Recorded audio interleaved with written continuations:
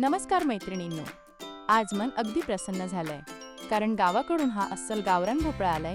शहरातल्या महागड्या कितीही भाज्या आणल्या तरी गावाकडच्या मातीतल्या भाज्यांची सर कशालाच येत नाही.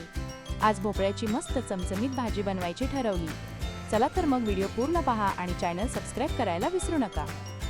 भोपळा बटाटा आवडीनुसार चिरून घ्या. तेल गरम झाले की त्यात जिरे कांदा टोमॅटो छान परतून घ्या. नंतर लाल तिखट हळद मीठ गरम मसाला घालून मिक्स करा. मग भोपळा बटाटा फोडणीत घाला आणि शेंगदाण्याचे कूट घाला. त्यामुळे भाजीला छान चव येते. मग भाजी मिक्स करून पाणी घाला आणि शिजवा. तुम्ही गावाकडच्या कोणत्या भाज्या बनवता कॉमेंट करून नक्की सांगा.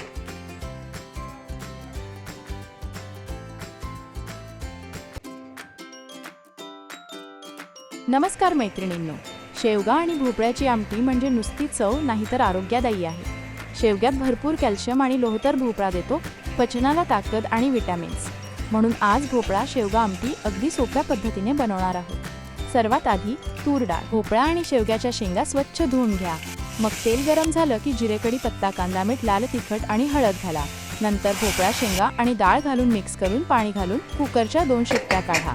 कुकरमध्ये झटपट होते ही आमटी नक्की करून पहा. आणि अशाच झटपट रेसिपींसाठी चॅनल सबस्क्राईब करा.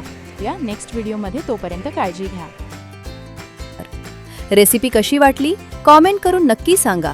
भेटूया नेक्स्ट व्हिडिओमध्ये. बाय.